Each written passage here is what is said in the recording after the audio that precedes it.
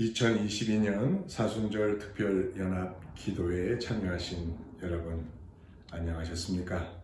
매일 말씀을 듣고 함께 기도하는 사순절 특별 기도회의 말씀을 통해서 많은 은혜 받으신 줄 믿습니다.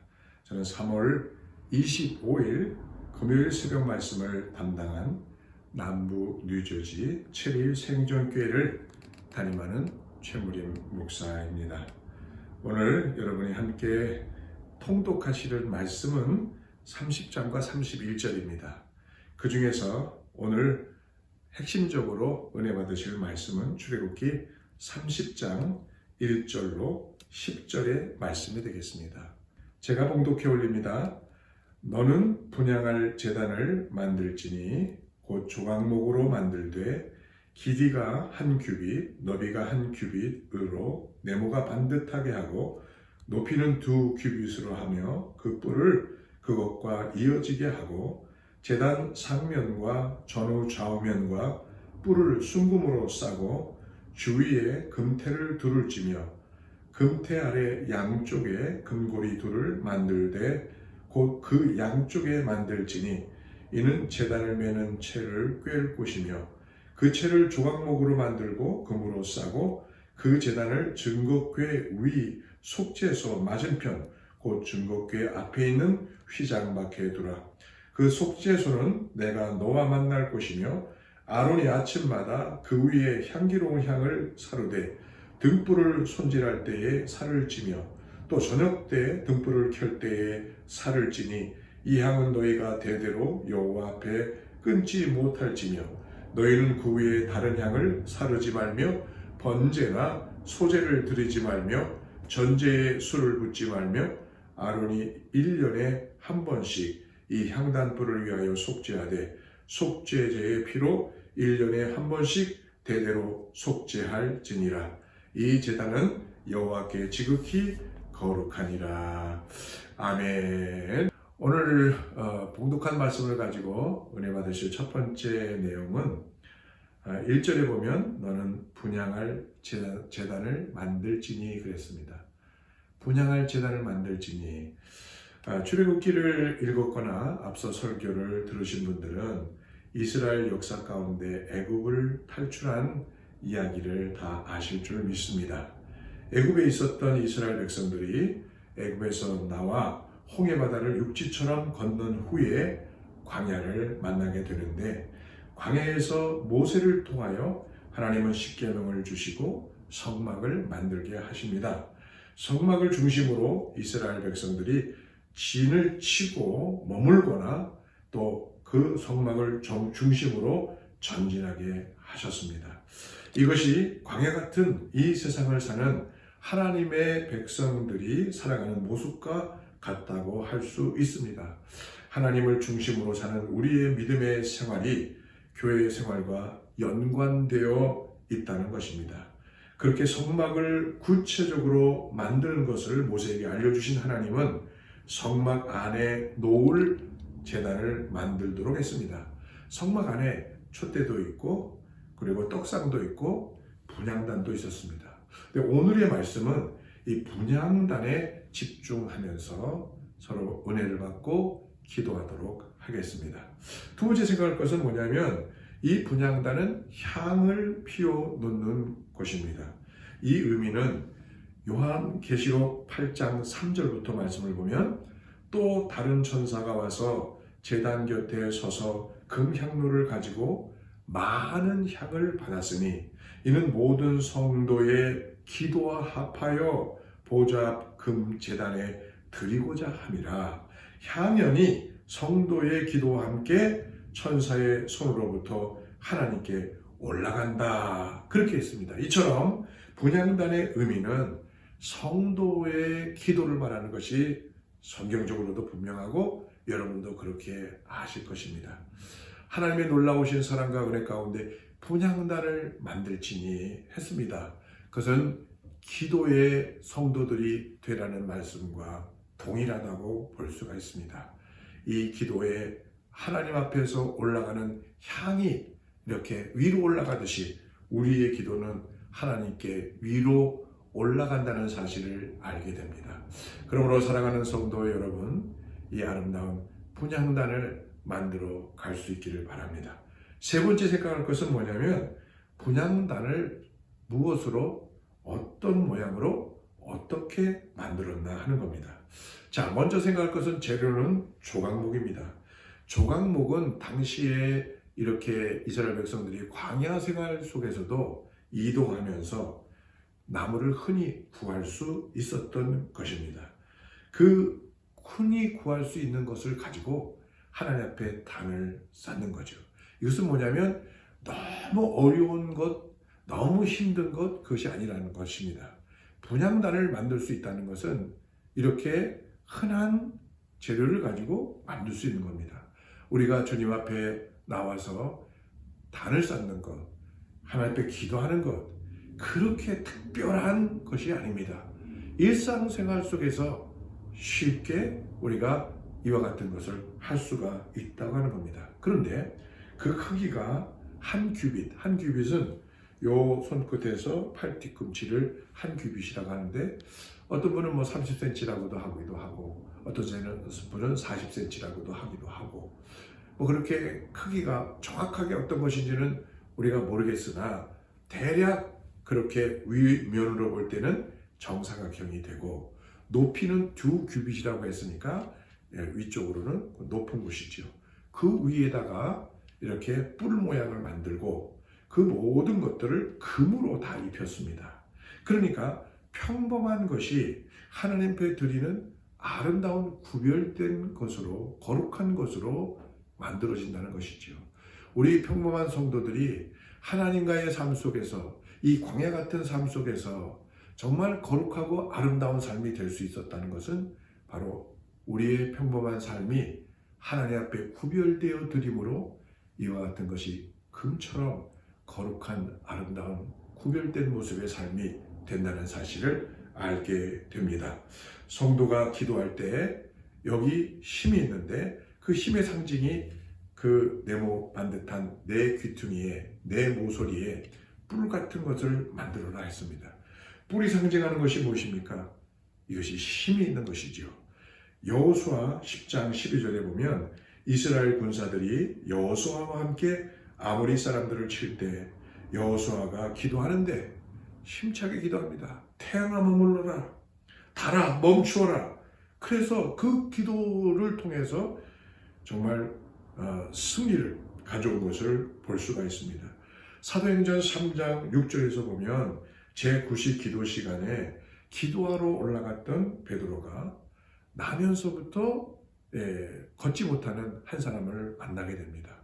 근데 그 사람은 지나가는 사람들한테 구걸하면서 살았는데 베드로가 다가오자 뭘 얻을 수 있을까 생각을 했는데, 베드로가 그를 향해서 기도하던 베드로가 이렇게 말합니다.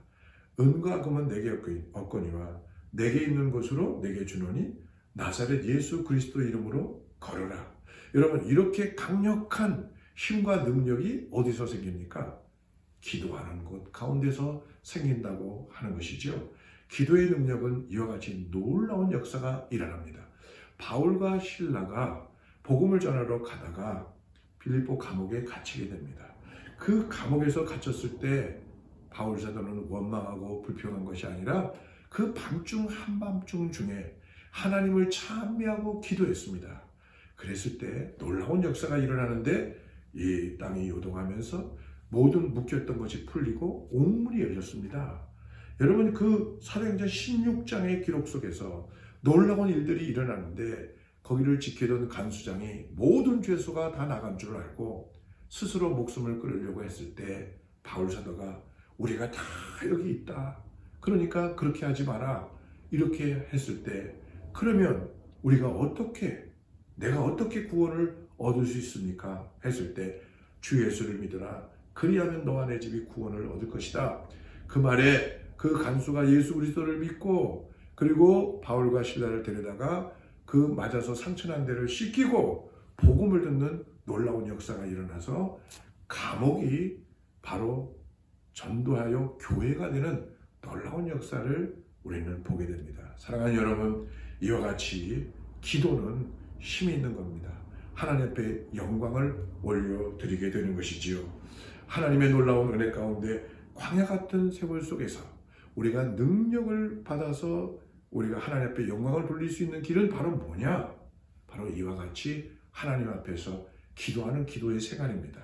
자, 그러면 네 번째 생각할 것은 이 기도의 향단을 어디다가, 분향단을 어디다 두라고 그랬냐면, 분향단을 만들어 언제든지 메고 갈 수 있도록 고리를 만들고 채를 꿰어 있는 채로 언제라도 옮겨갈 수 있도록 준비를 하고, 그런데 그 바로 하나님의 임재의 상징인 지성소 안에 법궤 바로 앞에 두라는 겁니다. 지성소의 상징이 뭐예요? 하나님이 거기 임재하는 거 아니겠습니까? 하나님께서 그와 함께 하시는 거 아닙니까? 하나님께서 이스라엘 백성들과 함께 한다고 하는 표시 아닙니까? 그런데 그 법궤랑 장막이 하나 쳐져 있지만 가장 가까운 곳이 어디냐면 바로 분향단이 있었다는 거죠. 바로 그 가까운데. 여러분, 오늘도 광야 같은 인생길에서 하나님을 느끼고 하나님과 같이 할 수 있는 그 길이 어디에 있습니까? 물론 우리가 봉사도 하고 구제도 하고 교회를 위해서 여러 가지 일도 할 때 하나님과 함께 하시지만, 정말로 우리가 기도 생활을 통해서 하나님이 우리와 함께 계시고 하나님이 나와 함께 계시고 하나님이 우리 교회, 여러분들의 교회에 함께 계신다는 것을 가까이 느낄 수 있는 것은 기도입니다. 그렇기 때문에 저와 여러분들이 이와 같은 삶 자체에서 하나님을 가까이 느낄 수 있는 이 기도, 하나님 앞에 드릴 수 있는 저와 여러분 되시기를 바랍니다. 다섯 번째 생각할 것은 뭐냐면, 그러면 분향하는 시간입니다. 그 분향하는 시간에 보면은 아침과 저녁에 향기로운 향을 피우라고 했습니다. 등불을 손질할 때, 등불을 점검할 때마다 아침과 저녁에 향을 피워 항상 향기가 성막 안에 가득이 있도록 그렇게 해야 했습니다. 그리고 조심할 것이 다른 향을 가지고 향불을 피워서는 안 되는 겁니다. 그러므로 오로지 예수 그리스도의 이름으로 우리가 향불을 피운다고 하는 의미는 예수 그리스도의 이름으로 기도하여야 될 것입니다. 그러면 여기서 우리가 생각할 것은 언제 기도할 건가? 우리 아침과 저녁에 정해놓고, 그리고 수시로 하나님 앞에 기도하고, 기도할 때 반드시 기도의 뒤에는 예수 그리스도의 이름으로 기도해야 될 줄로 믿습니다. 그러므로 모든 것들을 다 하나님 앞에 아뢰고 난 다음에 우리가 잊지 말아야 될 것은 예수 그리스도 이름으로 기도합니다. 내 공로로 하는 게 아니라 어떤 거룩한 사람의 성도의 이름으로 기도하는 것이 아니라 예수 그리스도 이름으로 기도할 때 이 기도는 하나님 앞에 상달되어 가는 줄로 믿습니다. 할렐루야. 그러면 여기서 이제 마지막으로 말씀을 드려야 될 결론의 말씀을 드립니다. 1절로 다시 돌아가 보겠습니다. 너는 분향할 제단을 만들지니, 너는 분향할 제단을 만들지니 그랬습니다. 광야 같은 생활 속에서 하나님과 은혜를 받고 살아가는 그 생활 속에서 하나님께서는 다른 것도 다 만들도록 하셨지만 그 중에 분향단을 만들지니 그랬습니다. 여러분, 우리가 오늘 신앙생활하는 가운데 이 말씀이 여러분들의 마음에 들려주기를 저는 바랍니다. 하나님께서 말씀하십니다.